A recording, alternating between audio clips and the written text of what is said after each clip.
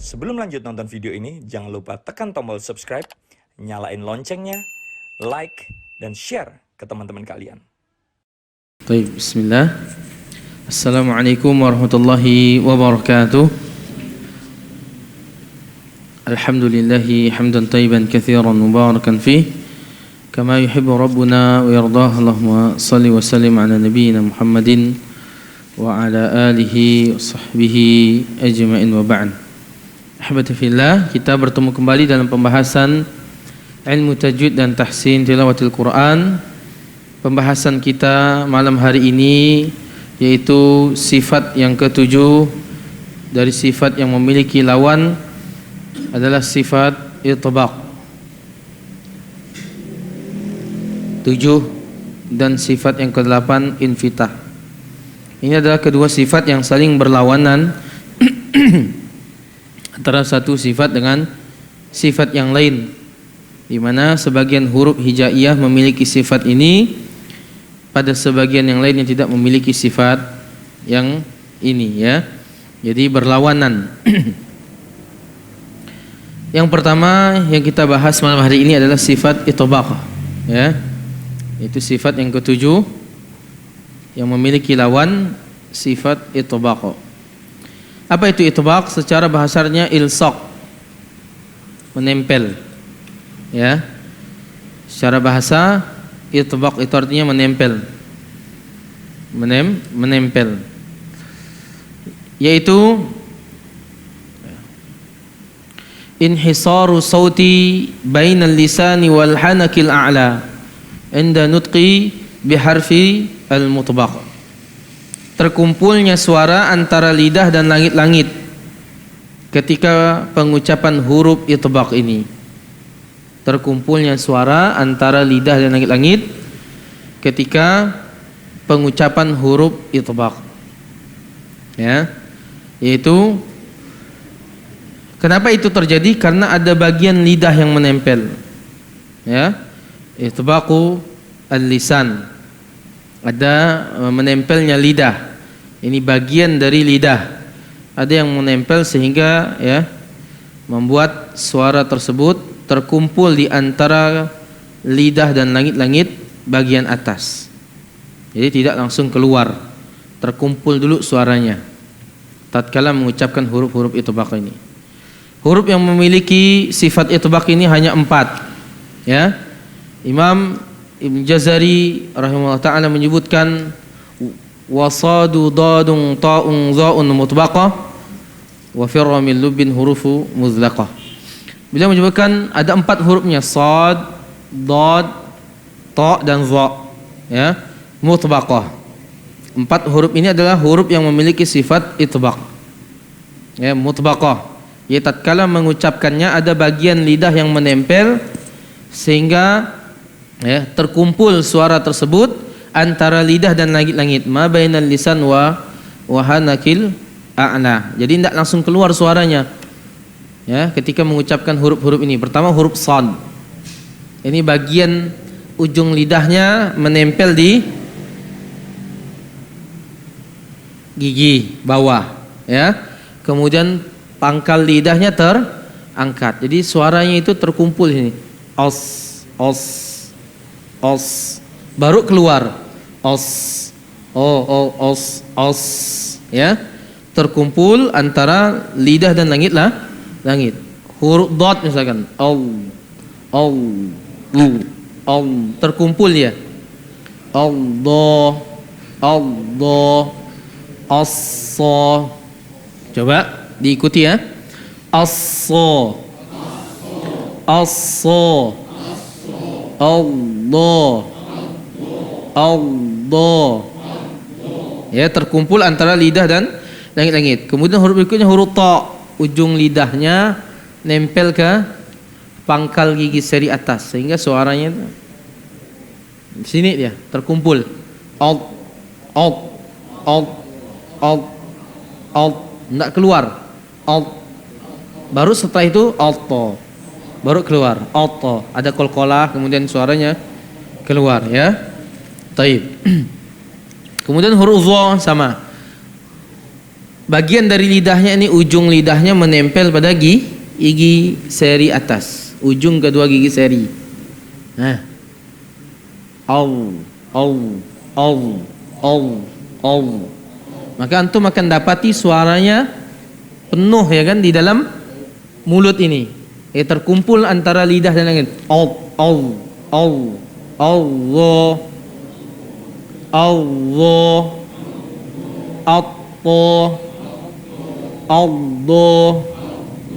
Assa.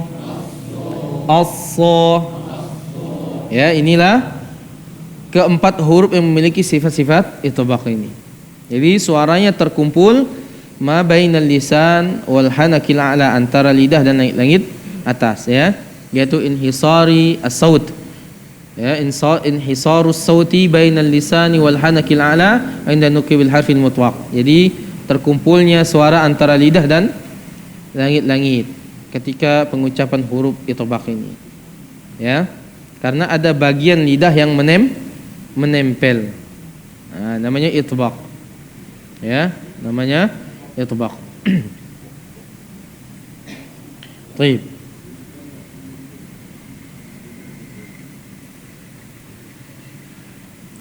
Kemudian sifat lawannya adalah infitah. Ini lawan dari itbaq, yaitu secara bahasa artinya iftiraq, terpisah atau terbuka. Ini ada bagian yang terbuka. Pangkal lidahnya turun, ya kan? Kemudian ininya terbuka. Dan mengalir. Jadi suara itu tidak terkumpul. Tidak terkumpul karena bagian pangkal lidahnya tuh turun, ini langsung dia keluar dia. Ya, keluar. Berbeda dengan huruf-huruf tadi yang 4 itu. Pangkal lidah terangkat, ya kayak sendok lah ya antum ya. Ya. Kalau sendoknya cekung, terkumpul nggak itu kuahnya ini kan? Terkumpul ya. Jadi seperti itu dia, terkumpul dia. Tapi kalau datar ya begini, nggak ada ya. Susah antum ngambil airnya. Sendoknya datar ya. Kayak apa? Kayak apa? Untuk antum goreng ikan kan? Datar ya.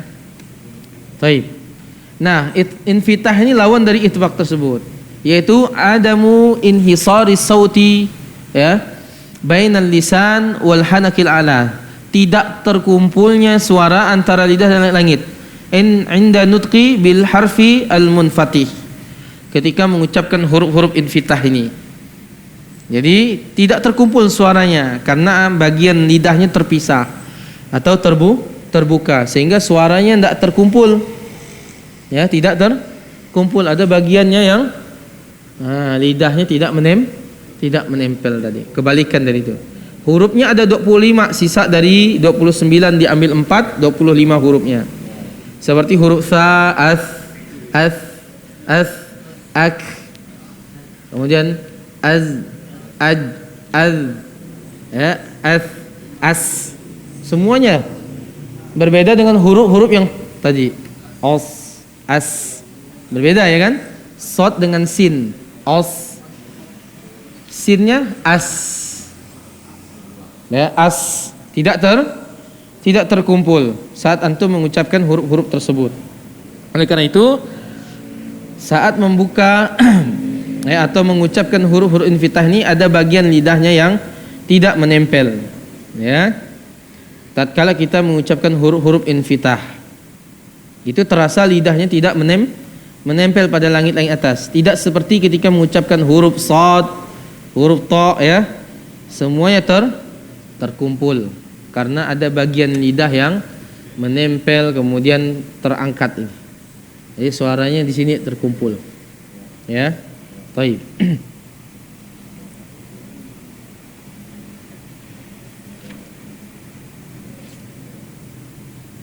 Jadi tidak boleh antum mengucapkan huruf-huruf ini dengan mengumpulkan suara.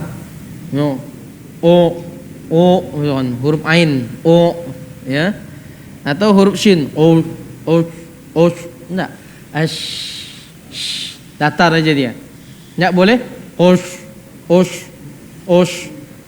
ya, tapi ash, ya, pangkal lidahnya turun.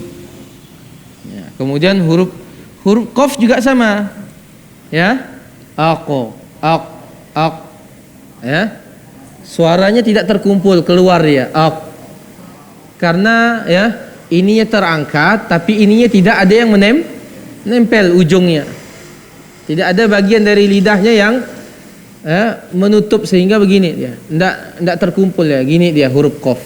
Pangkal lidahnya dia yang terangkat. Kalau huruf yang 4 tadi, shad, itu nempel ujung lidahnya. Pangkal lidahnya juga, jadi dia tidak bisa keluar suara itu. Terkumpul dulu baru keluar ya. Itu berbedanya dengan huruf-huruf yang terbuka ini atau infitah ini ya. Baik.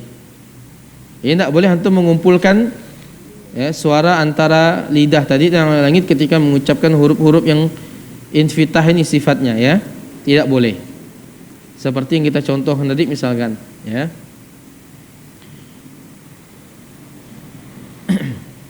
Baik.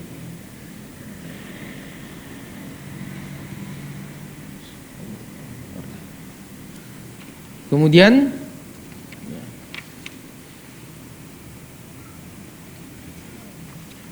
selesai ya, antum bisa lihat contoh-contohnya di situ. Jadi poin untuk pembahasan itbaq dan infitah ini adalah yaitu menempel dengan tidaknya bagian dari lidah. Ada bagian yang menempel untuk itbaq, ada bagian yang tidak yaitu untuk infitah. Ya, tatkala mengucapkan huruf-huruf hijaiyah tersebut. Baik. Jadi perbedaannya di situ. Ya, ada bagian dari lidahnya yang menempel ke langit-langit atau ya pangkal lidahnya terangkat, bagian yang lainnya juga menempel. Jadi dia mirip atau berbentuk seperti ya seperti sendok itu sehingga suaranya terkumpul antara lidah dan langit-langit kemudian naik ke atas dan keluar. So ya terkumpul tatkala mengucapkan huruf-huruf itbaq ini. Baik. Ada pertanyaan tentang itbaq dan infitah? Sebelum kita lanjut,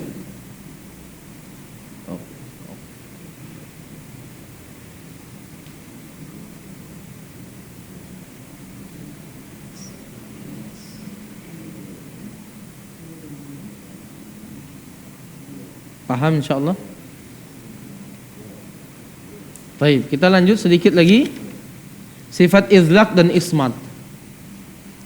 Ini ada sifat terakhir dari pembahasan sifat yang memiliki lawan, as-sifat allati ya laha dhid, yang memiliki lawan. Sifat izlaq. Secara bahasa izlaq ini artinya batas lidah atau ujung. Menurut istilah adalah i'timadul harfi inda nutqi bih ala dzalqil lisani aw syafah ay tarafaihima. Bersandarnya huruf ketika pengucapan pada ujung lidah atau bibir ya. Huruf-hurufnya adalah firra min lubbi. Firra min lubbi ada 6. Fa, ra, mim, nun, lam dan ba. Ini semuanya ada di ujung-ujung semua nih, dari ujung lidah sampai ke bibir ya, ujung. Ya, fa, ma, ba ya. Ini di ujung saat mengucapkannya. Dan perlu diketahui juga ya, sifat ini ya, sifat izlaq dan lawannya ini ismat, ini hanya ada dalam sisi bahasa. Tadi dalam membaca ilmu tajwid tidak ada, atau baca Quran. Sifat ini tidak ada muncul. Ya. Jadi hanya khusus di dalam kaitannya ilmu bahasa. Ya, al-lughah. Ini sifat izlaq dan ismat. Ya, tapi kita bahas sebagai pengetahuan antum ya. Dia hanya ada di yaitu pembahasan tentang bahasa ya. Ini huruf-hurufnya dinamakan dengan izlaq karena ringan dan mudahnya pengucapan di lidah tatkala mengucapkan huruf izlaq ini. Karena keluarnya dari ujung lidah dan ujung bibir ya. Lawannya adalah ismat, tercegah. Yaitu tercegahnya kesendirian huruf-huruf ismat dari susunan sebuah kata yang huruf-huruf aslinya lebih dari 3. Ya, lebih dari 3 huruf. Tanpa ada minimal 1 huruf izlaq, tapi tidak ada huruf izlaq di situ. Dalam terkumpulnya huruf-huruf ismat ini dari kesendirian atau dari susunan sebuah kata. Ya, tidak ada huruf izlaqnya. Yakni karena ringannya huruf izlaq tadi untuk mengimbangi beratnya ismat, tidak ada ya. Nah, huruf-huruf ismat ini berkaitan tentang dari sisi bahasa juga. Kalau kita lihat di sini ya, ismat ini yaitu sebuah kata yang ya tersusun dari huruf-huruf ismat yang tidak ada huruf izlaq. Karena huruf izlaq ini mudah mengucapkannya. Huruf ismat ini sulit. Jadi huruf ismat ini adalah huruf yang terbentuk dari huruf kalimat yang terbentuk dari huruf-huruf ismat ya, yang bukan berasal dari bahasa Arab, cuman diambil ke dalam bahasa Arab. Jadi ini bahasanya bukan bahasa Arab, cuman huruf-hurufnya aja tadi terkumpul. Misalkan kalimat asjad, dahdak, zahzak. Ini ya sulitnya ya huruf ismat ini, zahzak, dahdak, kok. Contohnya banyak sebenarnya. Kok ini kalimat yang sulit diucapkan. Ini bukan berasal dari bahasa Arab ya. Asjad. Nah, seperti asjad ini adalah sejenis emas. Dahdak itu artinya berantakan. Zahzak tertawa keras. Ya, tertawa keras. Sampai apa? Nampak teka. Zahzak. Berbeda dengan dhahika yadhaku, beda. Kalau dhahika yadhaku itu ketawanya hanya nampak gigi nih. Gigi geraham pertama. Gini ya ketawanya. Biasa ya. Kalau zahzak nih kelihatan apa? Kokoknya kerasa. Gitu ya. Biasa dia yang lepas ini malah ketawanya. Enselnya ya. Saking kerasnya. Atau sampai sakit perut diketawa. Nah, ini namanya zahzak. Itu bukan berasal dari bahasa Arab. Ya, diambil kemudian dijadikan bahasa Arab ya. Nah, ini dinamakan dengan ismat juga karena beratnya pengucapan huruf-huruf ismat tadi yang keluar dari selain ujung lidah dan bibir. Jadi memang sulit untuk mengucapkan zahzak, dahdak ya. Atau bisa juga ya sebagian nama-nama daerah atau kota atau tempat yang bukan dari bahasa Arab yang sulit kita mengucapkan. Ya, misalkan New York, orang Arab kan sulit tuh mengucapkan itu. Ya. Ya, seperti itu atau apa? Singkawang ya. Sulit ya pokoknya. Nah, untuk mengucapkannya. Ya. Baik. Sebagian dari ya nama-nama tempat atau nama-nama kota yang memang itu bukan dari bahasa Arab ya, karena sulitnya dalam mengucapkan tadi. Nah, ini dari sisi bahasa saja. Jadi kesimpulannya di sini ya, untuk memudahkan dalam mengingat apa yang telah dipaparkan, hendaknya Anda mengetahui perbedaan ya mendasar dari sifat-sifat lawan tadi. Ini kesimpulan dari pembahasan sifat yang ada lawan. Ya.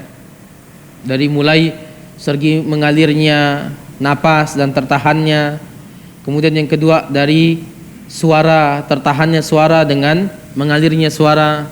Yang ketiga itu terangkatnya dan terhamparnya atau turunnya suara ya karena pangkal lidahnya turun. Kemudian yang keempat tadi adalah terkumpulnya dan tidaknya suara antara langit karena ada bagian yang menempel dan terbuka. Yang terakhir ringannya pengucapan dan beratnya pengucapan. Dan yang poin kelima ini adalah yang berkaitan dari sisi bahasa. Tidak ada dalam Al-Quran, tidak ada. Dalam baca Quran tidak ada yang poin 5. Jadi aman antum dah. Cuman kalau berkaitan tentang bahasa, pelajaran nahwu, sharaf, ini muncul nih. Ya, muncul kaitannya dengan bahasa poin kelima. Baik. Jadi untuk poin kelima dah tidak ada kaitannya dengan pembahasan dalam membaca Al-Qur'an. Ya, ini yang dijelaskan oleh para ulama, nanti bisa dilihat dalam kitab Hilyatut Tilawah ya, atau kitab yang tajwid yang lainnya ya. Jadi untuk poin kelima ini hanya dari sisi bahasa. Ini yang kita dapat simpulkan ya dari beberapa pembahasan yang sudah berlalu. Baik, selesailah kita pembahasan tentang sifat yang memiliki lawan. Ada pertanyaan sampai sini? Silakan.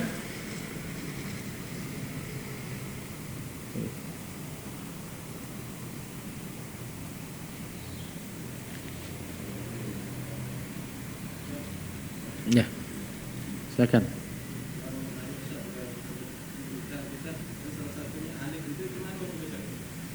Ya kayak antum mengucapkan huruf mat alif kayak terbuka nggak tuh? Terbuka. Nggak ada dia terkumpul. Terkumpul enggak. Ya. Ya.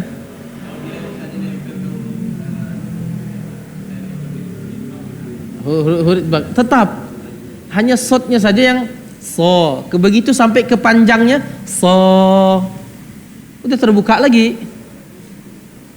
Ya, gitu terus enggak? Ya, so.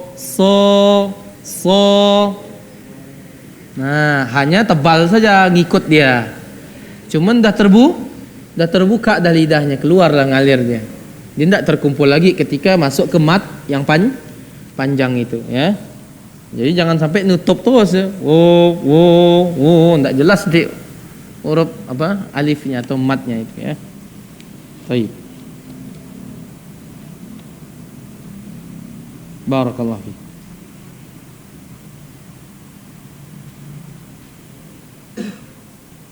Ada lagi? Silakan.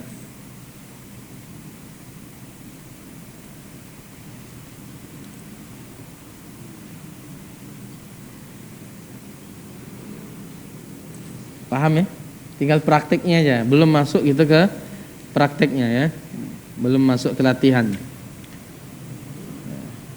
Yang penting antum siapkan dulu Al-Qur'an ya, untuk nanti kalau kita sudah selesai bab sifat ini akan kita latih ya insyaallah.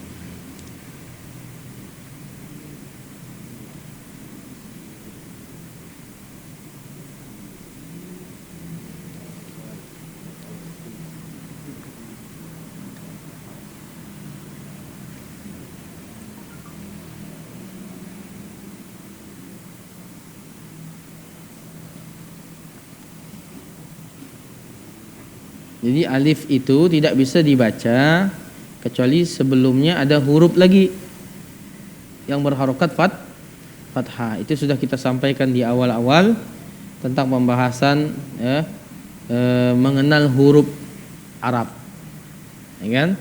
Ada huruf alif. Huruf alif itu adalah huruf yang tidak memiliki harokat dan dia selalu sukun, mati. Dan tidaklah memulai dengannya kecuali didahului oleh huruf yang berharokat fathah. Itu alif. Dia selalu mati. Tidak bisa kita mulai dari alif tersebut. Ya. Baik. Nah, ini sudah kita sampaikan di bab tentang mengenal huruf Arabiyah. Jadi huruf Arabiyah itu ada dua. Ada huruf hijaiyah, ada huruf abjadiyah. Huruf hijaiyah terbagi dua.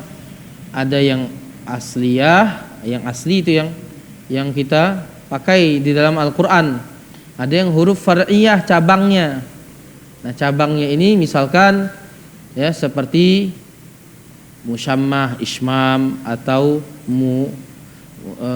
imalah, mumalah. Ya.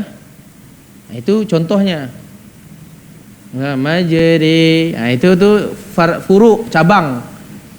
Juga huruf Arab itu, tapi cara bacanya re gitu, Pak. Majri gitu. Ya. Atau contoh yang lain misalkan dalam riwayat qiraah Nafi, Warsh, dari riwayat Warsh jalur Azraq misalkan. Ihdinas zirat atau ya contoh yang lain. Sod dibaca mumalah dengan zai. Sodnya dibaca mumalah dengan zai. Ya, itu sudah kita sampaikan di awal itu. Kita melihat lagi lah halaman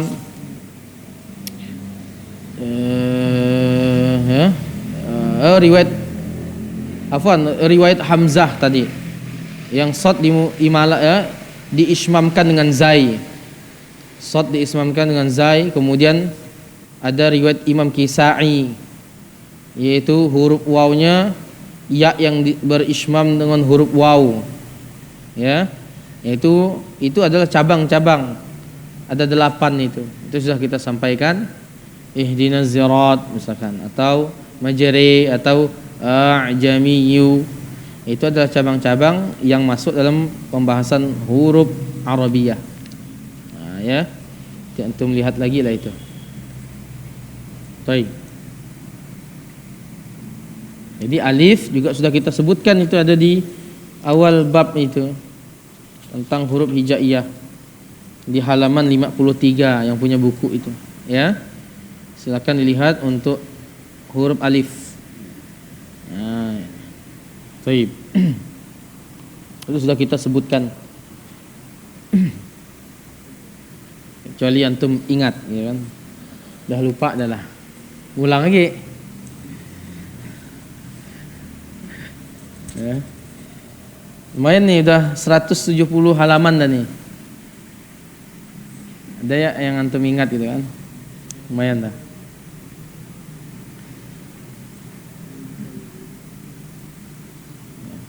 Mungkin lama libur lah, lupa. Ya. Tidak diulang-ulang. Sudah ada, ya. Untuk huruf alifnya halaman 53-nya itu. Tentang huruf alif. Nah, itu pembahasan tentang huruf ke-28, huruf lam alif. Lam alif sebenarnya adalah huruf alif. Dan ia memiliki karakteristik tersendiri yang berbeda dengan huruf-huruf lain. Yaitu tidaklah huruf alif datang melainkan dalam keadaan sukun. Tidak ada harokatnya dia. Baik fathah, kasrah, dhammah tidak ada. Ya. Dan sebelumnya ada huruf yang berharokat fathah. Itu pengertian dari alif. Ya. Kemudian, nah di sini tidak memulai sebuah kata dengan huruf alif tadi, melainkan membutuhkan padanya huruf yang lain yang mendahuluinya. Karena kalau untuk alif ya dibaca tidak bisa, butuh huruf yang lain. Karena itu siapapun yang hendak membaca alif wajib menggunakan huruf lain yang mendahuluinya. Dan disinilah diambil huruf lam agar dapat mengucapkan alif. Alasan mereka kaum Arab terdahulu memilih dan mengambil huruf lam untuk membantu pengucapan alif, bukan huruf-huruf yang lain, adalah bahwa lam sukun pada alif lam, ya, itu di awal isim atau kata benda membutuhkan hamzah wasal dalam depannya. Sementara hamzah wasal itu mirip dengan alif kan bentuknya. Alif lam. Itu namanya hamzah wasal tuh. Maka karena ini mirip, diambillah lam tersebut untuk nemani alif tadi. Muncullah kata lam alif. Orang Arabnya berpikir gitu kan. Ya, itu di awal-awal. Ya, alasan kaum Arab. Nah, diambillah huruf lam tadi untuk menemani alif. Jadilah kalimat lam alif. Paham? Nah, ini sudah kita jelaskan. Ya. Pada bab huruf hijaiyah ini. Awalnya huruf hijaiyah itu tidak ada titik dan tidak ada harokat di dalam Al-Qur'an dalam membacanya. Tidak ada titiknya. Kemudian pada tahun 90 Hijriah sebelum 90 Hijriah sampai pada tahun 90 Hijriah wafatnya Al-Imam Nasir bin Asim Al-Laythi, seorang tabi'in. Al-Imam Nasir bin Asim Al-Laythi pada tahun ke-90 Hijriah Beliaulah pertama yang mengumpulkan huruf-huruf hijaiyah yang mirip-mirip tuh. Yang pertama huruf hamzah, ada alifnya di atasnya, numpang di alif hamzah. Kemudian ba, ta, sa, belum ada titik nih, dikumpulkan loh yang mirip-mirip nih. Kemudian jim, ha, kho, belum ada titik nih. Kemudian beliau memberinya titik-titik untuk membedakannya. Dinamakan dengan nuqtatul ya, i'jam namanya. Titik-titik itu namanya nuqtatul i'jam, nama titik-titik tersebut. Ya, ini yang disebutkan oleh para ulama. Antum nanti bisa lihat dalam kitab tajwid, Hilyatul Tilawah, kitab-kitab yang lain, ya. Kalau antum punya. Jadi namanya nuqtatul i'jam. Kasihlah huruf ba itu titiknya satu di bawah. Ini bukan mengubah huruf ya, bukan. Dari sisi tatbiknya, amaliyahnya pengucapan, itu huruf ba sudah dibaca ba. Cuman dikasih tanda ya ba itu titiknya satu gitu. Jadi ini bukan ngada-ngada dalam agama, bukan. Faham? Jadi secara pengucapan sudah ada di zaman Nabi, ini ba, ini ta sudah ada. Cuman untuk membedakan huruf tersebut, karena semakin hari ini orang Arab semakin jauh dari bahasa Arab. Semakin kesini nih bangsa Arab semakin jauh, sebagaimana juga ditegaskan oleh Syekh Albani rahimahullah taala. Bangsa Arab dulu ya ngomong pun bertajwid. Sampailah semakin hari semakin ini ya bergaulnya orang Arab dengan orang yang bukan orang Arab, ajam. Ya, nikah dengan orang yang bukan orang Arab. Lahirlah anaknya, ya kan? Lidahnya udah Melayu-Melayu sedikit. Nah, gitu ah. Dan faktor lingkungan sehingga susah untuk mengucapkan hurufnya dengan benar. Jadilah maka al-Imam ya Nasir bin Asim Al-Laitsi tadi mengumpulkan huruf-huruf, kasih titik. Ba satu, ta-nya dua di atas, sa titiknya tiga. Kumpulkanlah sampailah huruf ya tadi. Ya. Nah, di sinilah sejarah mula penitian. Titik itu. Ya, kalau tidak ada titik, tidak ada harokat, antum sulit baca. Ya, sulit antum. Ada harokat ya masih. Ada salah, ada titik pun salah. Huruf sa, ya. Huruf shin dengan sa sama misalkan. Ya. Nah, ini ya. Ya bersyukurlah para ulama sangat memperhatikan dalam masalah ini. Perhatiannya kuat. Sehingga ini salah bentuk penjagaan Allah untuk menjaga Al-Qur'an, karena huruf hijaiyah itu adalah ya, semuanya kata Imam Al-Qayyim hurufnya adalah mukjizat juga. Apa yang terkandung dalam Al-Qur'an itu juga mukjizatnya, ini maknanya. Itu mukjizat juga. Ya. Jadi tidak bisa kita lupakan itu. Dari komponen-komponen yang ada dalam Al-Quran itu, mulai dari surah, ya kan, ayat, kemudian kalimat, kalam, kemudian dari setiap kalam ada kata-kata, setiap kata terdiri dari huruf. Nah, hurufnya ini juga mukjizat, kata Imam Al-Qayyim rahimahullah taala. Mukjizat, tidak bisa kita pungkiri.